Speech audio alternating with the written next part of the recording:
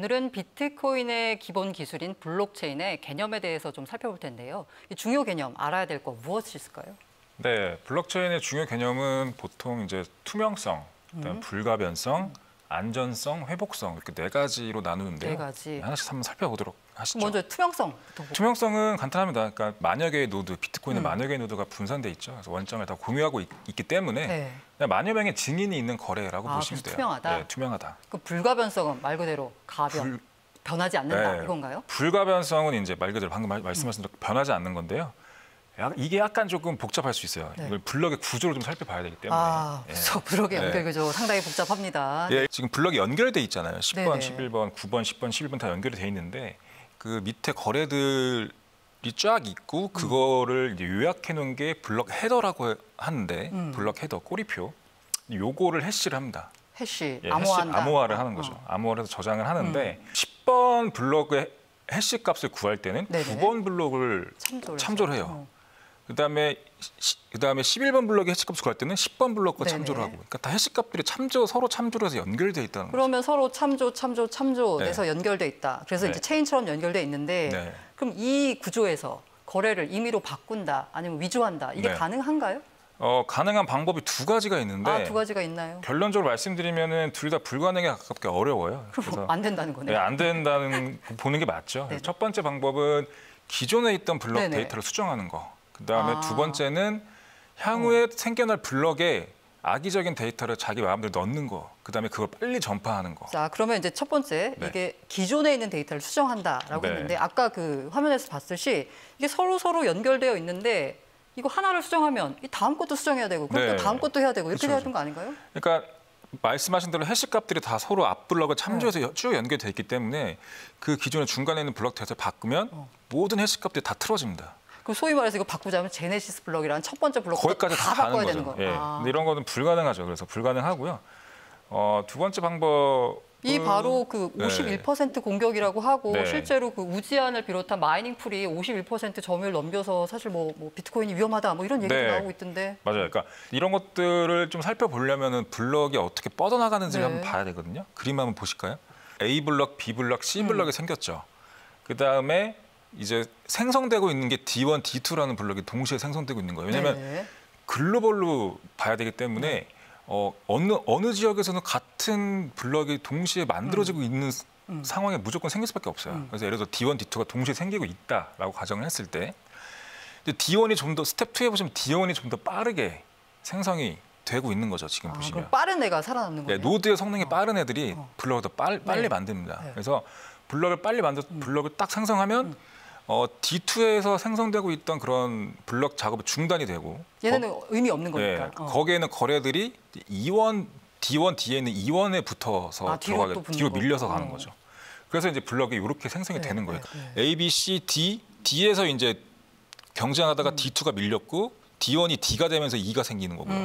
그래서 이렇게 분기가 계속 일어나면서 이제 더 긴 체인이 정당한 체인이라고 인정받고 살아남는 거예요. 아까 말한 대로 51%의 연산 능력을 차지하면 누구보다도 빨리 블록을 붙일 수 있잖아요. 네.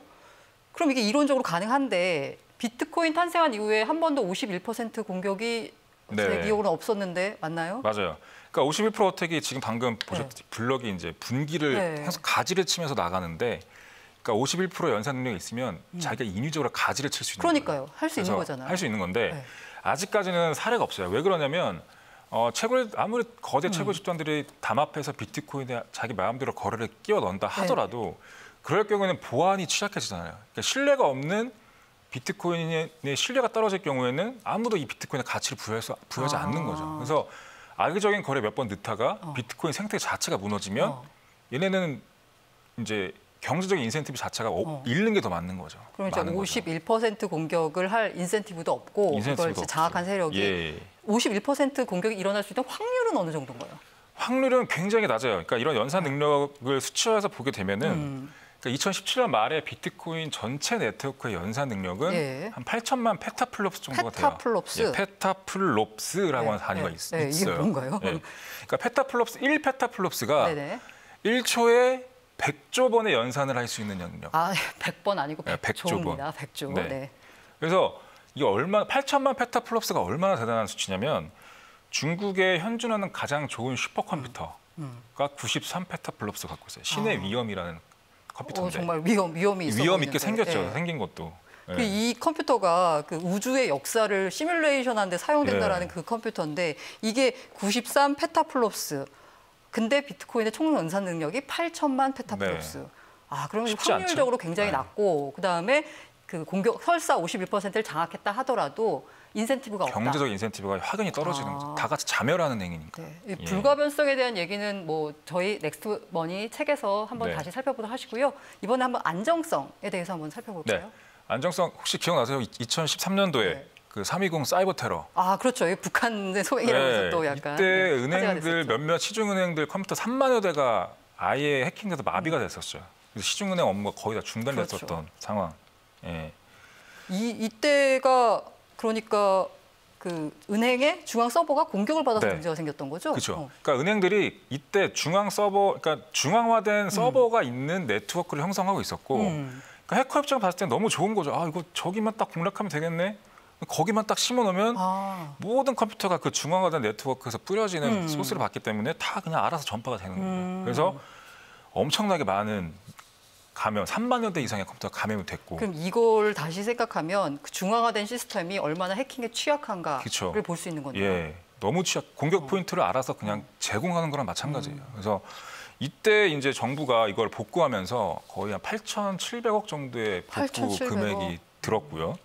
이후에 이제 은행들이 그러니까 은행들이나 금융기관들이 인터넷용 PC와 업무용 PC를 나누는 망분리를 정부가 그걸 의무화를 했었죠. 네, 근데 이제 블록체인은 중앙화가 아닌 탈중앙화니까 네. 공격이 어렵다 이렇게 그렇죠. 봐도 되는 건가요? 공격 포인트가 너무 많아요. 그러니까 예를 들어 비트코인 같은 경우는 공격 포인트가 거의 개별 노드라고 보시면 되는 거예요. 네네네. 만 개의 노드에 그걸 다 공격해야 되는구나. 다 공격을 해야죠. 네. 근데 공격을 하는 와중에도 또 내가 생기네. 뒤에 있는 노드는 계속 블럭을 생성하고 네. 붙여요. 그러니까 내가 이거 공격하다가 봤더니 계속 블럭이 너무 늘어나 있는 거죠. 그럼 거기까지 또 해야 되는데 또 늘어나고. 못 가는 거죠. 예, 그래서 굉장히 안전하다. 해킹에 블록체인이라는 메커니즘 자체는 굉장히 안전하다. 예, 라고 그럼 보시면 이제 맨 마지막이 바로 이 회복성인데 이 회복성이라는 의미는 뭔가요? 그러니까 회복성은 그 아까 저희가 분산 거래 원장 네네. 거래 시스템 봤듯이 네네. 원장을 다 공유하고 있으니까 그렇죠. 쉽게 말하면 원장을 공유하고 있는 노드 한 명만 있으면 네. 다시 회복할 수 원복시킬 수 있다라는 거죠. 비트코인을 보자라면 네. 그 독자적인 경제 시스템을 구축해 나가고 있다라고 네. 하는데 독자적인 경제 시스템이 있다라고 하면 보통 우리가 국가에서 보면 중앙은행이 있어야 되잖아요. 네. 통화를 관리할 수 있는. 네. 그런데 비트코인의 중앙은행은 뭔가요? 비트코인은 중앙은행과 같은 중앙 기관이 없죠. 없다. 그래서 탈중앙화. 참여자들이 자신들의 니즈에 의해서 모여서 중앙은행이 하는 기능들을 분담하고 있는 거죠. 그래서 중앙은행 없이도 잘 굴러가고 있는 경제 시스템이라고 보면 되는데 그러면 이제 중앙은행이 하는 역할이 다 네. 역할이 있어야 필요하니까 그쵸. 중앙은행이 있을 텐데 네. 크게 통화 발행, 네. 통화량 조절, 금융시장 안정화 이렇게 네. 될 텐데 네. 그러면 이걸 비트코인은 중앙화된 기관 없이 자체적으로 한다라는 얘기인데 네. 그럼 통화 발행은 어떻게 하나요? 통화 발행은 그러니까 달러는 저희가 살펴봤듯이 막 발행하잖아요. 그렇죠. 짧게 얘기하면 다 얘기하기 너무 시간이 기니까 네네. 막 발행하는데 비트코인은 이제 신규 비트코인이 채굴 과정을 통해서만 이제 채굴. 발행이 돼요. 네. 그 외에는 절대 발행이 안 되고 그 발행되는 메커니즘, 그 발행량 조절도 이제 그 수학적 알고리즘에 의해서 나오는데 이건 좀 뒤에 다시 보시고요. 그래서 비트코인 난데없이 해결하지 않는다라는 게 핵심이에요. 그러니까 블록체인 네트워크에 블럭을 붙여 나가는데 그 블럭을 붙여 나가는 기여를 하는 사람들 채굴이라고 하는데 그 사람들한테만 보상으로 제공이 되는 거죠. 그래서 그러면 발행량이 그럼 정해져 있는 건가요? 예, 비트코인은 채굴자들한테만 신규 발행된 비트코인이 나가는데 네네. 발행량이 2,100만 개로 정해져 있어요. 2,100만 개. 2,100만 개가 모두 채굴되면 더 이상 신규 비트코인은 안 나오는 거죠. 예. 채굴 방식. 이게 지난 우리 넥스트 머니톡 시간에서 봤던 그 작업 증명, POW 방식. 이게 사용되는 게 바로 채굴인 거죠? 네, 작업 증명 POW 방식이 맞고요. 그래서 채굴자들이 블럭을 생성하고 이어 붙이는데 네. 아무나 하게 할 수 없잖아요. 그렇죠. 그래서 아무나 하게 되면 너도 나도 하기 때문에 블록체인 생태가 망가질 거고요. 그래서 적절한 자격을 갖고 있는지 검증을 하는데 이제 거기에 필요한 게 작업 증명이 필요한 거죠. 작업 증명. 그러니까 작업을 어떤 작업을 증명하느냐에 있어서는 네. 그 채굴자들은 블럭을 만들고 이걸 붙일 때 쉽게 말하면 굉장히 어려운 수학 문제를 네. 풀어야 된다. 네. 근데 저희 넥스트 머니톡에서 다시 얘기하면 이제 그 해시 값이 하나가 네. 주어져 있고요. 네. 그걸 역산하는 거예요. 그런데 지난 시간에 네. 헬시 값은 역으로 추적할 수 없다라고 했는데 이 역으로 하는 게 뭔가요? 그러니까 맞아요. 그래서 불가능하기 때문에 네. 역으로 추적해서 정확히 그러니까 다시 원복시킬 수 네. 없지만 그래서 이제 비트코인 네트워크에서는 해시 값의 범위를 정해줘요. 네. 그래서 이 정해진 범위의 해시 값을 목표 값이라고 하는데 그 3만 번째 블럭 정도 됐을 때는 채굴 경쟁이 심하지 않았어요. 그때는 뭐 노트북 아니면 GPU 정도로 채굴이 가능했었고 내 PC로도 노가다로 할 수 있었고 근데 노가다로 할 수 있었는데 이제 점점 블럭이 많아지면서 참여자가 많아지니까 점점 목표 값이 낮아져야 되는 거죠. 더 어려워진 거예요. 0이 앞에 0이 붙으면 그러니까 해시 값이 낮아지는 거예요. 두 번째 기능이 바로 이 통화량의 조절이잖아요. 네. 이건 어떻게 수행하고 있나요? 지금 비트코인은 패드 같이 통화량 조절 주체가 없어서요. 그냥 단순히 수학적 알고리즘에 의해서만 나와요. 수학적 알고리즘. 예. 그래서 지금 패드가 지금 금융의 역사를 봤을 때 통화량 조절을 잘해서 뭐 금융 안정화를 이제 일으켰던 적이 거의 없거든요, 솔직히. 뭐 어쨌든 돈을 풀어서 경제를 돈을 살리긴 계속 풀어내면서 이제 법으로 조정했었고, 그러니까 돈을 계속 푸는 것만 어차피 얘는 돈을 계속 풀 텐데 조절이라는 단어를 쓸 수가 있느냐?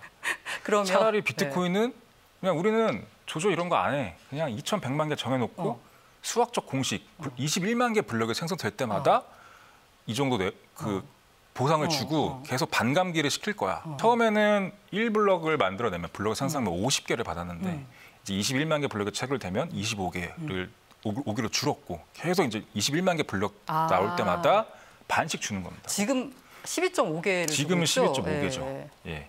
그래서 2140년쯤 되면 2,100만 개의 비트코인이 전부 다 채굴이 되는데 그때는 뭐 신규 채굴해서 가질 수는 없고 누가 갖고 있는 비트코인을 이제 돈 주고 사는 거죠. 그렇죠. 네. 그다음에 세 번째가 바로 금융시장의 안정화잖아요. 네.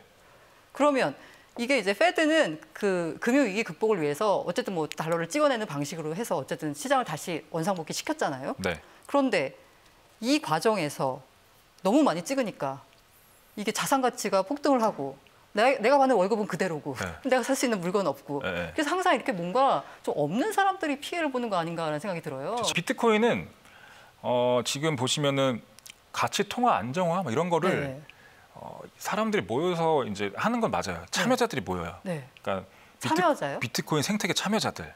참여자는 누굴 말하는 거예요? 채굴자들도 있고, 채굴자, 개발자, 그다음에 서비스 제공자, 그다음에 같이 묶일 수 있는 게 사용자랑 투자자. 그러니까 다양한 참여자들이 모여서 비트코인의 생태계를 이루고 있어요. 분류 잠깐 해보자면 채굴자는 저희가 방금 말씀드렸던 블록을 생성하고 붙여 나가는. 그래서 네트워크를 유지하는 대가로 해서 돈을 받는, 신규 비트코인을 받는 그런 분들이고요. 개발자들이야 뭐 개발자들이야 개발자들 코드 쓰고 소프트웨어 업그레이드하고 뭐 이런 것들이죠. 서비스 제공자들은 이제 비트코인과 같은 암호화폐를 통해서 신규 서비스, 그러니까 고객과 접점해서 만나는 신규 서비스를 제공하는. 그러니까 쉽게 말하면 거래소나 아니면 비트코인이나 암호화폐로 결제할 수 있게 만드는 그런 업체들, 뭐 이런 것들. 이런 데들이 이제 서비스 제공자, 일종의 회사, 뉴 비즈니스라는 회사죠. 그다음에 사용자랑 투자자는 같이 묶어서 비트코인을 결제할 때 쓰는 분, 그다음에 실제 투자하기 위해서 갖고 있는 분들, 그러니까 어떤 형태로든 간에 암호화폐에 노출되어 있는 분들이라고 볼 수 있죠. 그러면 여기까지 보자면 중앙화된 기구는 없지만 이렇게 다양한 참여자들, 뭐 채굴자나 개발자나 서비스 제공자 아니면 투자자들 이런 사람들이 모두 모여가지고 지금까지 한 10년 정도 비트코인의 역사를 무리 없이 끌고 왔다. 그렇죠.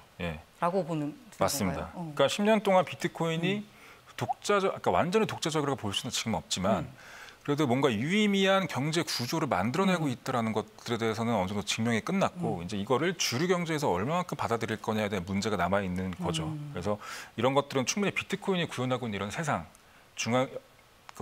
자발적인 중앙은행 기능 같은 것들은 이미 이제 효과에 대한 검증은 끝났다. 이걸 어떻게 받아들일 것인지에 대한 고민이 필요한 시기죠. 예, 지금까지 블록체인의 주요 개념과 비트코인이 이룩한 독자적인 생태계에 대해서 알아봤습니다. 다음 넥스트 모니터 기대해 주세요.